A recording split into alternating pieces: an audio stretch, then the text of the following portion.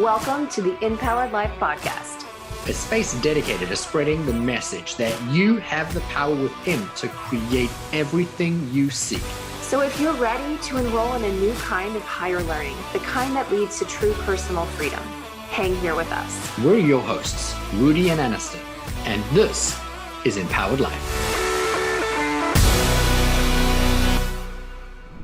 Welcome to the Empowered Life Podcast. I'm Rudi, your host, and I am so excited for today's episode, for today's guest. But before we turn to our guest, let's focus in on you. For anyone who is looking to achieve anything in life, which is freedom, abundance, and most importantly, joy, the very cornerstones of what is the empowered life, you are going to be blown away by today's guest, Kris Krohn. Kris is a multi-author, a hugely successful entrepreneur. He's also a guiding light for those that are seeking freedom.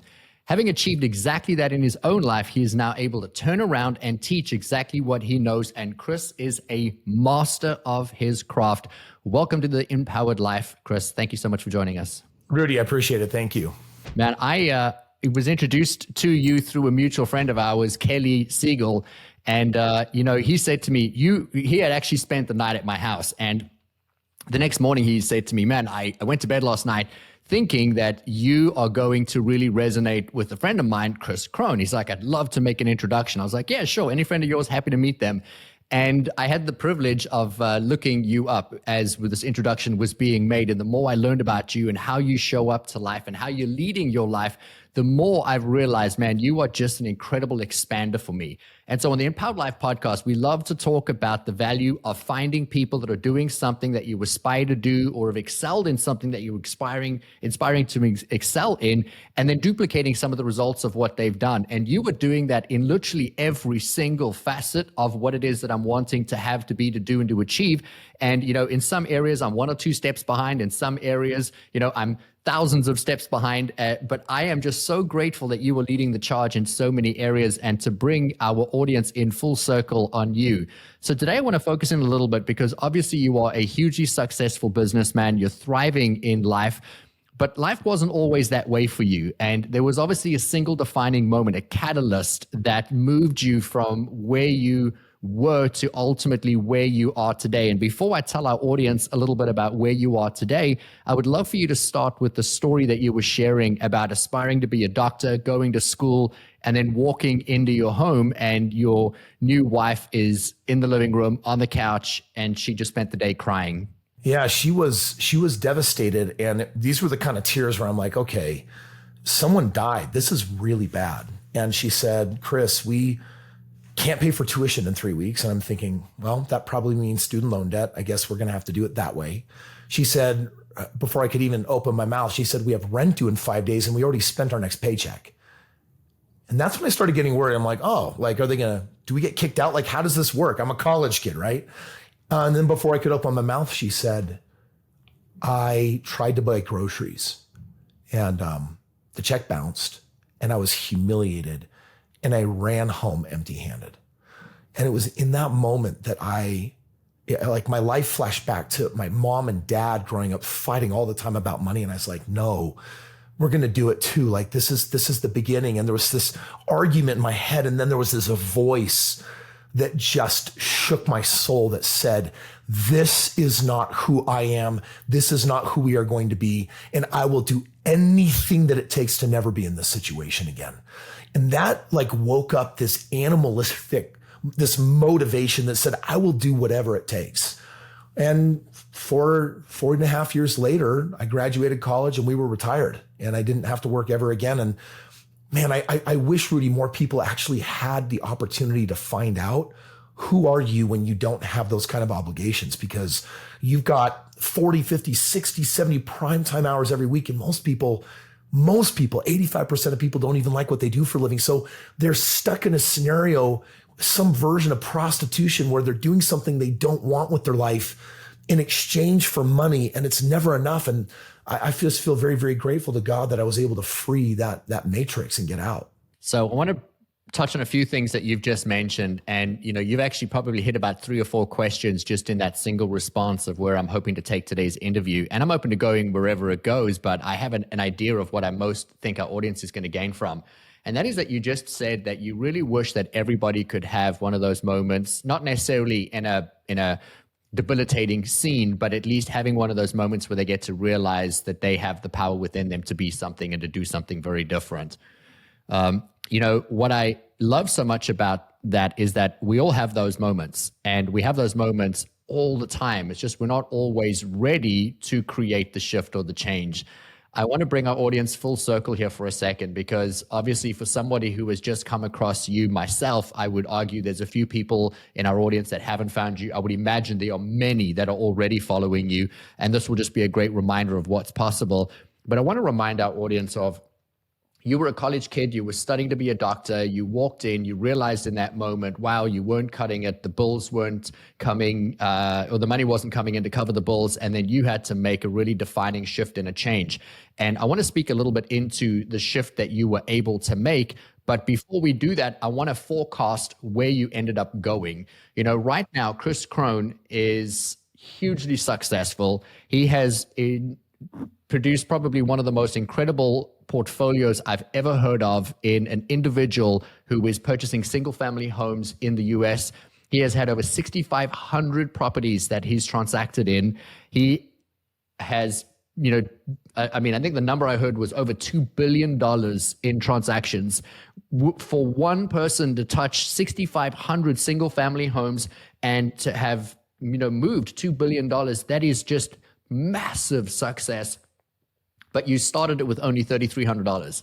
And this is what I want people to hear. You took $3,300, and within 5 years, you were able to retire yourself and your wife. Now, I know you're never going to stop working, but you stopped needing to work within 5 years. Can you speak to us? What was the mindset shift at that moment, sitting on the couch with your wife? How did you create that change? And how did you turn $3,300 into ultimately $2 billion? So I went on a quest, and at first I thought it was, well, I have to pick a different degree because chemistry is proving very hard for me and it's not coming natural. And my advisor is saying, Kris, a decade in the sciences for medicine, I don't think it's your calling. It's not your thing.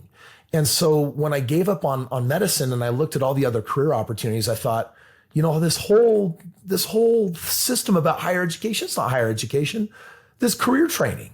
This is checking off a box that I have a degree. And this is why there's a mass exodus out of college right now, because there's so many companies that are starting to realize we actually don't care if you have a degree. We actually care if you can do the job, which means that it doesn't really, like, the majority of your degrees are just, they're kind of a waste. And I'm not saying college is an opportunity to learn how to research and learn how to self-educate. There's value in it for sure. But I knew after looking at all my options that what was going to create my freedom wasn't going to be found in college. And so what I did is I said, okay, it actually struck me as really simple. Go find someone that has what you want and go ask how they did it. And so I started finding these very successful people, and I started hanging around them. And I started just asking, what's your code? Like what's your cheat sheet? How did you do it? And essentially I had two different mentors that had each made over 10 million in real estate. And they are the ones that showed me the ropes and helped me. One of them in particular said, hey, Kris, you're a young, dumb college kid, bro. Stay 2 years at your job, save up enough for a small down payment. And turns out a year later, $3,300 was enough for a 3% down payment on this tiny little cottage. It was this house that was worth $150,000 that I got for $100,000, like a tiny home practically. And then it had a basement that I rented out. So I got it for $110,000, not 100. I rented out the basement, and the basement covered the whole mortgage. And my wife and I are like, whoa, we just, a person's mortgage or their rent is their biggest expense. But I just eliminated it in a single transaction. And that's when kind of my light bulb went on, like there's something here. And it was a year later that I used a home equity line of credit to pull that equity into another home. My wife was nervous. She said, Kris, bro, ride or die. I was here for you on this house. I was nervous. It worked out because we're not paying. But like, really, you want to buy a house that we're not going to live in? And I just said, if you will just if you'll just support me, I want you to go with me. And if I fail, can you be okay with that? And so she very tentatively said yes. And I found a house that was worth $250,000. I bought for $160,000, put a family in it, did a lease option, helped them finance and eventually buy it, made over $130,000 on that house. And I remember just the moment we had bought it, It was 90 days after it was rented that my wife came to me and she said, Kris, there's something weird happening on our budget.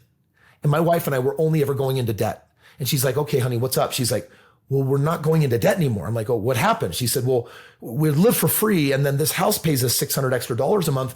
And I'm like paying off our credit cards pretty fast now. Like we're getting out of debt. And it was her. She came to me and she said, Kris, when are we going to buy our next house? Because she equated a home with a financial improved situation. And that's when it was beautiful. We actually said, shoot, we're poor. We live off of like $2,000 a month, right? Like what would be a lot of money to us? And for us at the time, $10,000 a month seemed like Taj Mahal rich. And so we had this goal. If we buy 20 homes and they each pay us $500 a month, then I don't have to have a job. And that for me was so liberating that she wanted to support me in that, but even more so that I couldn't find a job I liked. And I was sure I wasn't going to find one. So now I had a path out. And combined with all the motivation, dude, we went on it. And by the time I graduated, we had 25 homes. It was a $12,000 a month passive income. And then the next year was 50, and then it was 100 homes and whatever. But for me, one of the coolest moments, Rudi, was actually when I got to quit my job, because I just graduated. My wife and I were just moving into a 10,000 custom built square foot home right outside of Sundance, where they do the film festival, beautiful mountain owned by Robert Redford. And we got to design everything. It was beautiful. And I drove over to my boss's office and I basically put in my notice that I was leaving. And he said, you don't need to, you can leave today. Don't need to do the 2-week thing. Gave him a hug, and it was so weird. Like I was driving home and the top was down on my convertible, and I felt like it was like I was breathing air that I didn't know existed because I had unmortgaged my time. I was free now. Like I could do whatever I wanted. I had no idea what I even wanted to do. All I knew is that I wanted to be free, and now I was. You know, you so beautifully spoke into finding two mentors that had achieved something or excelled in something, and you went and picked their brains that served to support you in learning a little bit of what it was that you had put forward. You took what you learned from them, and then you mastered being able to do it. And today, obviously, you're hugely successful. I believe that life is never about the individual. Your life is not about you. My life is not about me. Our lives are about what we do with our life. And what I mean by that is, you know, when you now turning around and teaching what you know and supporting other people to create freedom and joy, we do believe that life is meant to be about personal inner power, abundance, freedom, and joy, meaning somebody else doesn't have power or dominion over you, and that you can live a life where you're abundant and happy and free. And you're doing it at such a beautiful level. But what I love so much about you, Kris, and I have to say, you know, is in everything that you do, from your friendships, the mutual friends that we have, to the books that you've written, to how you show up on every podcast, yours or others, you're always very consistently the same person. But what I want to really take my hat and tip it to you is in the book, The Straight Path to Real Estate Wealth, you know, you talk about creating wealth, but not creating wealth just for self-gain. You were teaching people, which is taking the value in your life, turning around and sharing it with others, but you're sharing with people how to do it the right way. And you make it in this book so easy for people to be able to understand how to be able to purchase a home, how to do it with very little money down, how to be able to leverage the equity in your homes to continue to do it. But you're also supporting people. And I don't want to go into this in too much detail because I want people to buy the book themselves. They can grab it on your website. We're going to drop the links in. But what I really want to support people in is that you're teaching people to serve and support other people while you build your wealth. And to me, that is just so incredible, because there's so many people that are just wanting to leverage the markets to take advantage of situations. And you're actually teaching people to support and empower people that don't have the ability to buy homes, and you buy the homes on their behalf and help them live in it. And then they get to buy the homes from you, which is just incredible. Yeah. So the principle is really, it's kind of a trigger word for me because I hate the meaning that the leftists have put into it, but the word is sustainability. And in every aspect of life, sustainability is, if it works today, can it work in 100 years? Like I've got a routine that I do with my body every day, which allows me to be my fittest self, my strongest self in between some of my bodybuilding competitions. And that's about sustainability because I want to live well over 100 years. The science is there. The medical breakthroughs are already there. And we're young enough that we get to see that. but we'll only enjoy it if we also have, I think, an active lifestyle and whether our bodies can handle it. So there's things that I do every day to make my body sustainable, managing my emotions. There's a sustainability process that I use for that. The time that I put into my marriage and my kids, there's a sustainability process. And with wealth, it's no different, which is what can work forever. Find that system. And then if you just pour a little juice in that system, over time, it builds up its own momentum and you have this cool thing that you want. It's just like, wow, I'd love in my 70s and 80s to be as physically active to some extent that I am, right now in my life. And so it really just speaks to this principle. Sustainability means that it has to create value for other people. And because it's only when everyone is benefited that something can actually hold itself together. The book, The Straight Path to Real Estate Wealth, is a playbook which is supporting people in becoming multi-millionaires. And for anybody that is listening to this or whether you're watching on YouTube, Kris, as humble as he is sitting here, he is profoundly successful, has his own jet, multiple mansions in different places. I believe you're renovating your house that already was a mansion and you're extending it. And the only reason I share those things is not to impress people in you and your success, but to show people what's possible by following the formula that you've got. But I also want to bring this back a notch because there's going to be people listening to this thinking, well, great, this worked for Kris Krohn. And just because it worked for Kris doesn't mean it necessarily works for somebody else. You've obviously experienced some really hard hits. You've lost millions. You've made bad investments. And I have people literally as early as last week, someone said to me, man, my dream is to own an investment property, but I'm so scared to make that step. And so I gave them advice of like, man, you can do this, you can do this. Here's what I've done. I own a number of properties and I was speaking through and they just kept getting stuck on, man, I'm just worried I make the wrong choice. I would love it if you, with all your knowledge and the wealth of information that you have, could you support someone on the podcast right now who's wanting to invest regardless of age? What would be your advice? Well, first of all, I would tell that person not to invest. And here's why. You should only do in life what you're willing to master. Malcolm Gladwell talks about 10,000 hours to master something. And the reason why yes to mastery is because mastery is when you get a disproportionate return. So for example, you don't want to be in the top 1%. Yes, according to the 80-20 rule, Pareto principle, that 20% of the people get 80% of the results, but that principle becomes very extreme. 1%, they get a monster disproportionate reward, but a master is now in the top 1,000, 10,000, or 1 million, where they're a 0.0001%. And you get everything. You get the world handed to you. So I'm a huge fan of mastery. Where people will fail financially is when they lean away from mastery. They kind of try to become a jack of all trades and they're not trying to master anything. And they're a dabbler. And dabbling is dangerous. So I actually have a philosophy in life that has been working for me. If I've mastered it, I get 100% of the gains. If I'm not willing to master it, I partner with an expert and I get half of the gains. And this philosophy has led me into the tech industry, private equity, owning hundreds of companies. It's allowed me to build wealth outside of real estate. The wealth that I'm building there makes my real estate portfolio actually look really meager and small despite everything I've achieved there. And those are all new areas that I'm playing in where 10 years ago I wasn't. Who do I think I am that I can master all those things? I can't and I don't. So what I do is I find experts in all these fields and then I partner up with them. So for example, for the person that says, man, I'm so nervous about getting in and doing real estate the wrong way. What I would say is that smells like a dabbler. And my advice would be go find someone that will make it impossible for you to mess up, because it would be better to have a slice of a watermelon than the entire grape. And that's really what partnering is. So in my world, I've got 1,000 partners around the world that find me on social media. They say very commonly, I have a 401k that is not growing to my retirement needs. I have an IRA that's not doing that. I followed Dave Ramsey's pay off my house model. And now I'm in my 50s and I'm like, shoot, I worked 30 years. I have a tiny fraction of what I think that I need. Forbes says I need $3 million at retirement to annuitize it and make $100,000 a year. It's not a ton of money. I'm not on track for $3 million. And I become their alternative that says, okay, well, in real estate, I average the 34% ROI consistently. And what that means is I outperform your 401k 108-1 over 20 years mathematically. So when someone partners with me and we split the profits equally, I'm going to help them achieve a result in real estate that will dwarf whatever a dabbler could ever hope or dream to achieve, because I've mastered it and haven't learned anything new in the last decade. So that's an example of people coming to me where my mastery can become their mastery.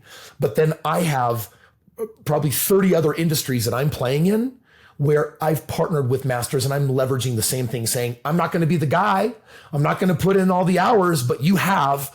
I want to find a way to create a strategic alliance with you, because I would rather have a slice of watermelon than an entire grape. I love that answer so much because, again, it's just leveraging the power of something that you've learned over, 15, 20 years, and now somebody else gets to benefit and gain from what it is that you're doing. And obviously, you're gaining beautifully through it, but you're also supporting other people in being able to gain throughout the process. And I highly recommend people grab a copy of your book.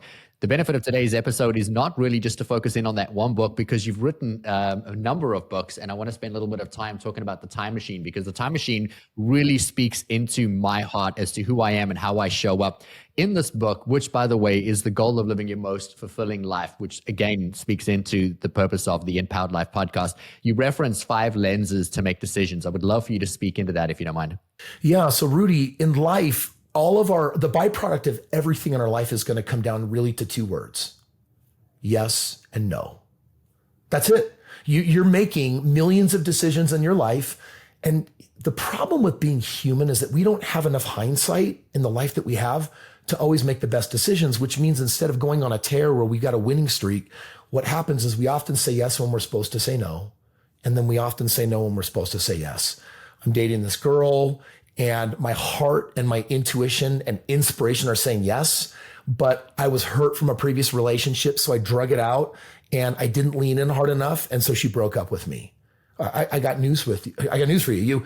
You had a part of you that was speaking to you, and because you were hurt, you couldn't respond back with the proper answer.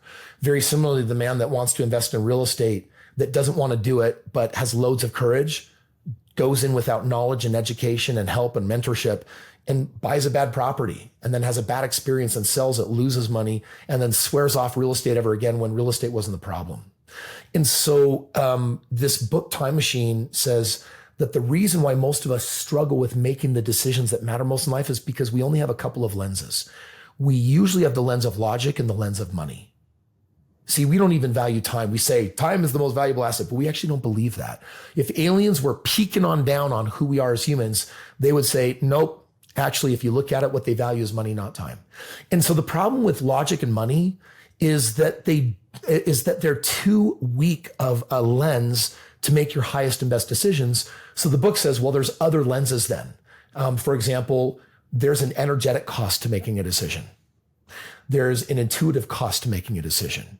And there's an emotional cost to making a decision. And if you don't factor these 3 irrational lenses with the rational ones, and then look at all 5 in terms of time, the chances are you're going to make the wrong decision, because after all, your head, we're not our thoughts, we're not our brain. Like, this is a tool. And if we lean as overthinkers too much into our brain, it's totally disconnected from creating meaning and memories and love and connection and so many of the things that lead to empowerment and happiness in life. And the person that is in their head all day long, Tony Robbins, one of my mentors, I paid the dude $350,000 to sit in a group of 40 people for a year, was in his house, introduced me to people like, just incredible humans. And he said, in your head, you're dead. And the overthinkers, they don't collect a lot of meaningful memories in life. They don't collect a lot of joy and happiness because they're just too busy letting this robotic thing, happen. And so the book is a pattern interrupt that says, hey, it's time for a new operating system. And if you value these 5 different lenses and follow the workflow and worksheet that I supply, what it will do is it will help you weight your decisions differently, so that hopefully you're giving the right yeses to the right things and you're giving the right nos to the right things. So for our audience that's listening, and why I'm mentioning this book and have referenced that it totally speaks to my soul, is, you and I are definitely kindred souls or spirits when we talk about valuing and appreciating time. When I started my call with you before we hit record, the first thing I said was, man, I just want to value and appreciate your time. You told me a lot about you, and I appreciated that.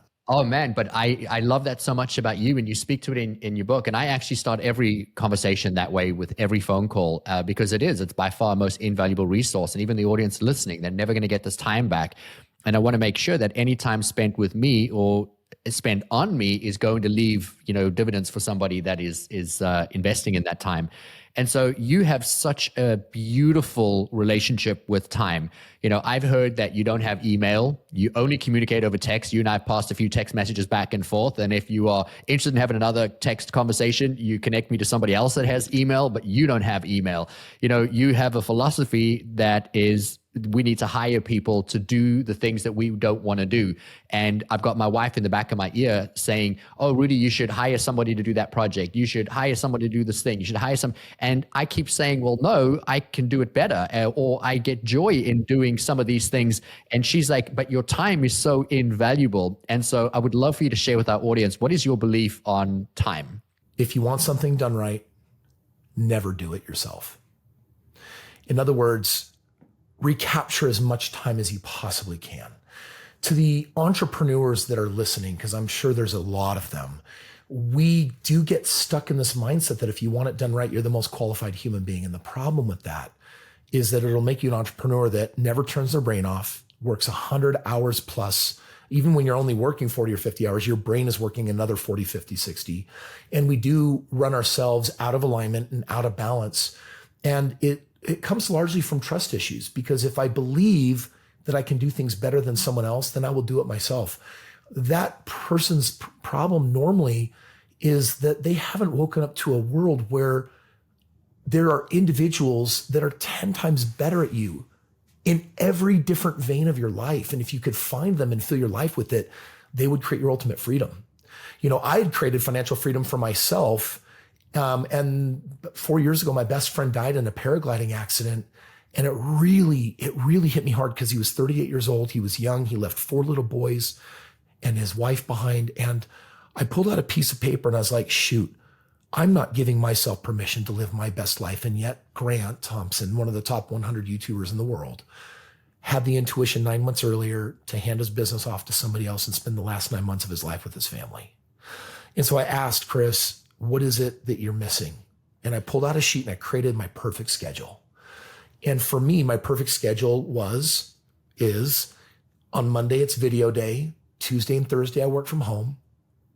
Wednesday is my wife's day. And we're going to take the jet and go somewhere in the world and we're just going to celebrate our life.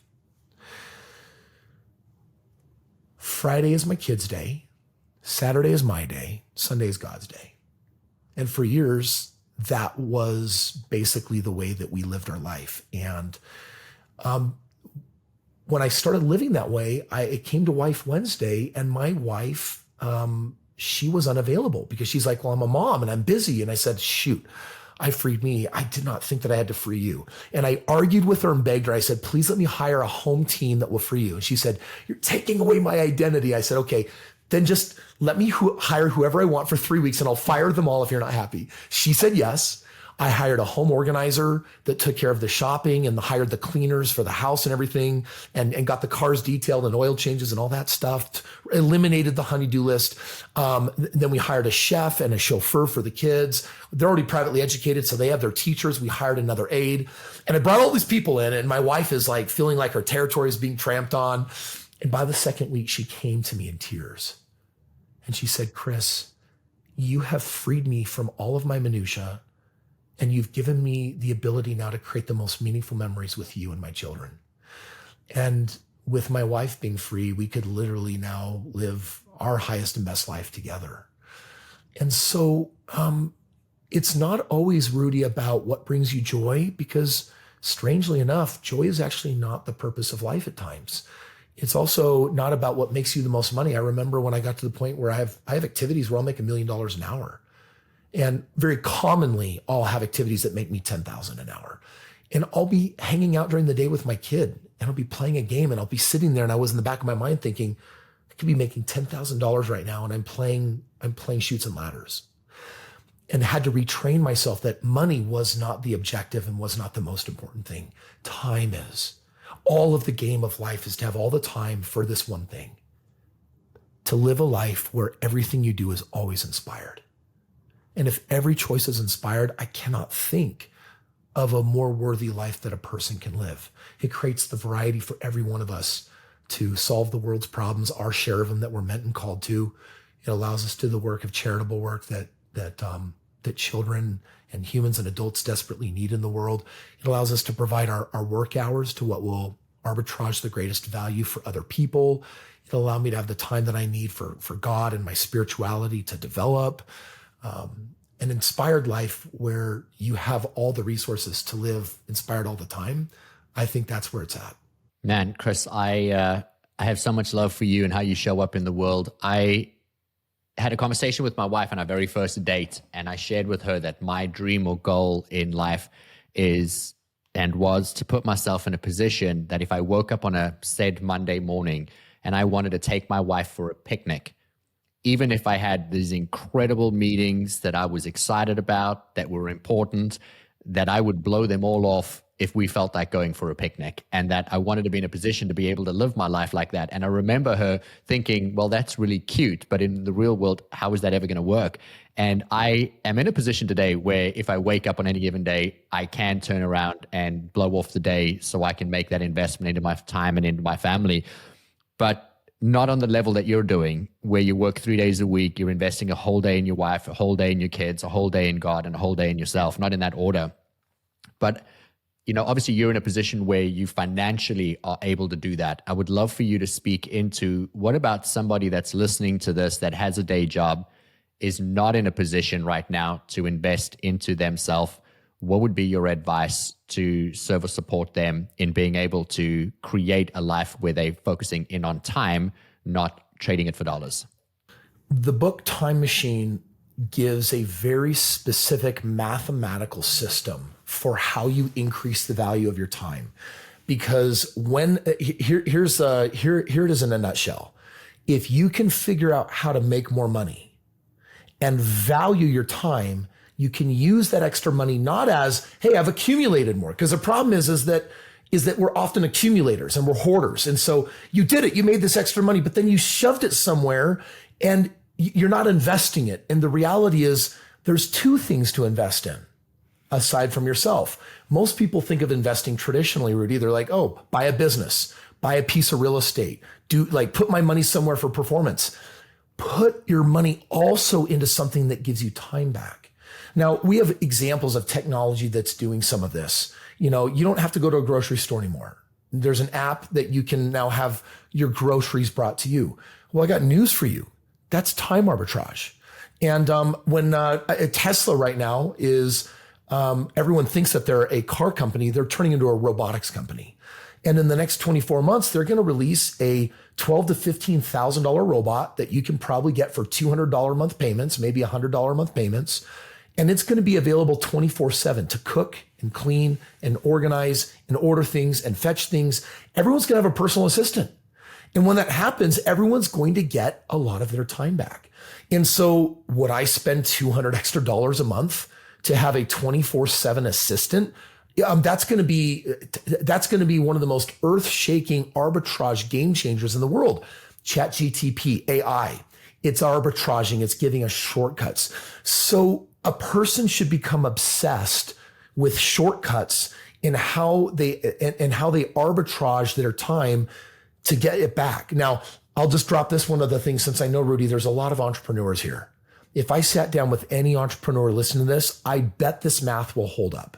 I bet I could show them that 80 to 90% of the money that they actually make only happens with 10 to 20% of their time, which means they're filling up the rest of their schedule with things that are not revenue generating, things that you can hire other people to do. And there's entrepreneurs, if there's an entrepreneur here that is listening to this that says, actually, I'm happy with the money I'm making. Of course I want more, but I'm making more money than my expenses. Then to them, I would say, cool, make the decision to get 80% of your time back, literally by just not doing that work. And if it makes you feel better, go hire an assistant or a robot in 2 years from Tesla, or go hire an employee. Because I'm going to tell you right now that when you get your first full-time assistant at, $15 to $20 an hour that can just do all of the minutia, you're going to get back probably 15 to 20 hours. And now you have a choice. You can allow yourself to fall back into an old pattern that says, well, I got time back. Now I'm going to work harder and make more money. But that's chasing money and not time. I have a standard every year that I double my income and work half the hours. And I'm just telling you it's available. And if you get the book, I will show you step by step, whether you're a W-2 employee and you work for someone else. I can't show you how to let go of 80% of your work, but I can show you how to let go of 20. I can show you a system where you can start using your time far more intelligently. And if you're an entrepreneur, there's massive swings in learning some of these models and systems, because if you value time and you start reclaiming it, here's the cool thing. You can always make more money. You can't make more time. So start valuing the right thing. And then if you got your time back, the hardest part for an entrepreneur is we're now trained to like be these animals that are working all the time. Then you're going to have to create some new rules to start reclaiming your life. For example, my brain is only allowed to work between 9 and 5, because if I don't give it office hours, it will start at 4 a.m. and it will go till midnight. And the brain is actually not the highest functioning form of your spirit or your life. And so it's just like shrink down your critical thinking hours and start reclaiming that for joy, other activities, emotional connection, family, loved ones, play, like bringing all the variety that you want into your life. So there's some tips there that I hope land and resonate, Rudi. You know, I don't think that there's a person that's listening to this episode that is not at least curious in picking up both your books, because you speak into what I think so many people, if they're honest with themselves, of what it is that they're really wanting. And that is that we really are wanting time. We think money is going to bring us the thing that we want until we achieve a certain level of wealth. And then we realize, wow, it wasn't the money. What I really wanted is the end result of something else. And the answer to that is always time, and who you're spending that time with and what it is that you're doing with those people. And so I love that so much. I want to pivot ever so slightly, because you know, another thing that you and I resonate on is how we want to raise our kids and the life that we want to be able to give our kids. And you have given your kids like a dual life, meaning they were in school and then you pulled them out of school. And I travel extensively for work, so I miss a lot of time at home. And I've said to my wife, our short-term goal is that we pull our kids out of school when they get to middle school. And when they get to middle school, I want them to at least have the foundations of what was school like, what was sports like on a Monday, Wednesday, and a Saturday in the community. And then I want to take them out and I want them to be educated, like a world education. And you've so beautifully done that. And I'm actually taking this down a path for two reasons. But before we get to the second, I would love it if you could set the stage. You know, what were some of the reasons of why you took your kids out of school and did homeschooling? And then also, what are some of the gains that you've been given that you weren't necessarily expecting by educating your kids yourself? You know, I'm really passionate about private school and private jets because private school actually is a huge way to reclaim time from a school system that is wasting so much time. Half of time in public school is literally called babysitting. And it's an old conveyor belt model versus the Jeffersonian education model that was actually based on working with experts and not cramming 40 kids in front of a teacher, but having more one-on-one or one-on-two or really small group discussions. So when our kids hit middle school, we take them out, and this is actually really, really fun. We hire our own teachers to come into our home, and we do this for a couple of reasons. The first one is my kids are going to spend at times more time with their teacher than me. And so shouldn't I care who the teacher is? Shouldn't I care their background? And so I'm looking for a highly diverse individual, and I've hired some epic teachers. They've got to be healthy. They have to be fit. They have to have an active lifestyle, because I want my children to be educated by someone that values health. For me, they have to have a belief in a higher power and spiritual or religious practices, because I want my children to be exposed to someone that believes in God, because they have a different lens on life, right? I mean, these children are my experiment, and I'm going to mess them up however I choose, and I'm going to indoctrinate them however I think is going to be best for them. So I'm going to find a teacher that has an open financial mindset, and they need some personal financial training with me. And dad comes in on Tuesday mornings and he teaches them money anyway, right? So I'm just one of their educators. And then we pull in all of these experts and all these people to give them this experience. So the first part of that private education is because I want to control the who, not well what they're learning as much as the who. The second thing that we do is we customize our education. We lean into their strengths and we get rid of the garbage. My kids don't learn trigonometry or calculus. They don't learn parts of chemistry. It's not that I don't want them well-rounded. It's that there's a lot of stuff that I was taught that is purely useless. If it's for a bit of mind expansion and a little bit of awareness in how the world works, fantastic. But I'm going hard on what they love in life. So for example, my 12-year-old son is into beekeeping because he's an entrepreneur. He learned that $600 will buy you a beehive, and a $600 beehive will produce $600 of honey every year. So he uses beehive to buy a second beehive that year. Now he has 4. He's like, Dad, I think by the time I graduate high school, I could have 25 beehives. And I said, well, would you like 200?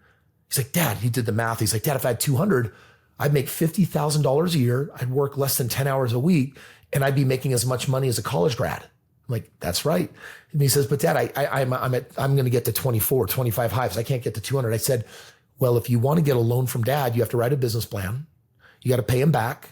You'll be paying him back interest. It is going to be a real world scenario.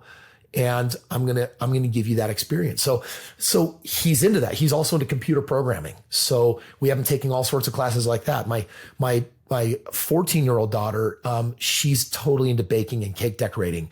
She is creating the most lavish, like you see on TikTok, she just created a cake that was a wheelbarrow with like these candied, flowers that came out of it. And she's at cake decorating right now, spends 3 hours a week with this human being that is teaching her how to make all of these things. And I don't care if when she grows up, she does that. I want her to learn to love learning. And to do that, a part of what they learn has to be based on their natural interests. And then we augment with books and things. And they're going to DC tomorrow. They're going to go to all of the, all of the different major museums that are out there. We were in Japan as a family a couple of months ago, spending a month there. Before that, we were on the Galapagos on a private yacht and educating them world school that way, which was a wild experience. It's really 3 things. It is controlling the teaching, customizing the education, and then not ever once having a teacher or a school system telling me where I can't take my kids and do what I want with them. Because I'm leaving on a trip tomorrow, and during school, I'm going to pull my daughter out and we're going to watch an episode of her favorite anime, and I'm just going to cuddle her because I want to connect with her. And that means more to me than whatever I'm pulling her out of, that the teacher will make sure she gets anyway, regardless. So the whole private school thing is about controlling the schooling dynamic. And it started with valuing one thing. I come from a large family, Rudi, 8 other brothers and sisters, which meant that growing up, some of us were in elementary while some were in middle and some were in high school. And since school starts at different times, we had these fractured mornings. By the time the next, 3 woke up, the other 3 were off to school. And so when we took our kids out of school, the most important tradition that I wanted to establish was family breakfast between 8 and 9 a.m., where school never gets in the way and no one ever steps on that. It's like a sacred cow. That's my hour to eat, break bread, and then teach my children life lessons, read holy scriptures, and talk about things, life lessons that really matter in life. And so taking our kids out of school really was about regaining control of time. I love that answer so much. And I want to speak into a little bit about why I'm so passionate about this, which is going to lead into my second question. My first memory of school was walking into a classroom and a teacher called me stupid. She recognized me and my brother, and she said, if you're anything like him, you're going to spend the whole year in the dancer's chair where the stupid kids sit. And then she put a stupid hat, like literally the word dance written on it, on my head. And I believed I was stupid. And so I never studied in school. I never did homework. I was the class clown. I was always the joker and the fool. And when I was 25 years old, I realized, oh my gosh, I own 3 companies. I have 60 employees. I can't be stupid. And that was the first time I ever challenged that. And so I selfishly want to protect my children. I want to take them out of the school system, because in middle age, kids are trying to learn their identities. They're trying to understand, who are they? Where are they going? And in my mind, I feel like as a parent, you can never protect your kids from everything. And I do believe that children need to experience certain things that prepare them for who they get to become. But if I can protect them from middle school, from social media and all of the things that we never had to deal with that's coming up today. I would love to know from you and your vantage point, having taken your kids out, seeing your kids grow up in this environment, has that protected them from some of the traumas of childhood, or do you feel like it's actually put a magnifying glass on it? It definitely hasn't put a magnifying glass on it. I believe that evil is the beginning of love. I mean, to just go really hard and fast, the awful things that happen, if a person will consecrate their life lessons of what they learn out of something awful, it will build the character that can be to so many others in the world like a superpower. And so, we can't shield our children from these things, but we also don't need to throw them and push them in front of trains. There's a balance. And so in our homeschool environment, our family's actually grown really, really close together. But against the adage of, oh, homeschool, that must mean your kids are maybe unsocialized, et cetera. My kids are in so many athletic programs and they've got friends. They hang out with their friends all the time because they still have generally 5 or 6 hours of school, but they're so much further ahead than what public school can possibly do. And they're loving their experience more because they get to pursue the things that they really love in life. So on the one hand, I think there's definitely a lot of pain that we've saved them from, but then there's some that's inevitable. And sometimes when we had it rough as kids, parents desire to make the kind of money and produce the kind of experiences that we wish we had had. And I don't even necessarily think that's a good or right thing either. I mean, aren't we grateful for who we became if we had a chance to learn from everything that wasn't great? And so I think we have a very entitled society because we're trying to save our kids too much from pain. And so I do make certain choices that thrust agony upon my children intentionally. For example, I'm rich. My kids are not, and they know it. And I also don't buy them stuff. I don't buy them anything. I don't buy them presents for their school, for their friend's birthday party. I don't buy them anything. I have a different home economy. I give them side gigs. First of all, there's no socialism, which means that we actually don't pay an allowance because I don't believe you get money for nothing. I think that's an awful thing to teach. Instead, you have chores that you do for free because you're part of the family. And then I'm going to give you on this app all of these things that you can do to earn money. Read a book and tell dad what you learned from it. You can do this extra project. And these are big projects. And my kids are earning $5, $10, $20 a thing. So my kids will earn $200, $300, $400, $500, $600 a month. But they have to buy their own clothes so that they value them. They get to buy everything that they want. And half of the money they make, that 10% goes to charity. And then the other half gets split into savings for their future. And the other half, I say, I don't care what you spend it on, but please go spend it because I want you to learn to value money. And I do want you to have experience as a kid with buying things and also have experience not having a father that bought you everything because that will not prepare you for the real world. So we have a very similar process in our house. You do chores because you're part of the family. And then if you want to make money, there's extra things like my son wants to clean the pool and he gets his $10 for doing the pool, cleaning the leaves and so on. And we're wanting to teach them what we're not doing is getting them to buy their own clothes, which I think is absolutely brilliant because it does teach them economy. It teaches them how to save and how to work. But you also said something really beautiful, which was they have to give to charity. And so a percentage of that. And it's literally taking what we're not learning about life until we leave home. And for many people, many years into adulthood. It's really weird. You take your kid shopping and when dad or mom is fitting the bill, mom says, hey, do you like this shirt? And the kid's like, sure, because it's free. But when they have to buy it, all of a sudden you're like, what do you think of that shirt? No, I'm not going to wear it. And all of a sudden they behave different when they're attached with pride to the work ethic that was required to produce the outcome so that they can make that purchase. And I just think it trains a fiscally responsible education. And so, listen, maybe I'll wake up in 10 years and say, you know what, Rudi, I got to come back on your podcast and tell everyone how I messed my kids up. I had good intentions, but it didn't apparently turn out that well. I really hope to God that's not what I'm going to experience. But really learning how to develop financial freedom. The book I wrote last year is called Have It All. It's 5 ROIs to become wealthy in 5 years or less. And it's not it's a get rich quick book, but it's based on founded principles, math and ROI of what wealthy people do that poor people can do to become wealthy in very short order. And I'm a big fan that you want to learn how to control money with a level of mastery, like you can control time with a level of mastery. Because when you put the two together, you have all of the options.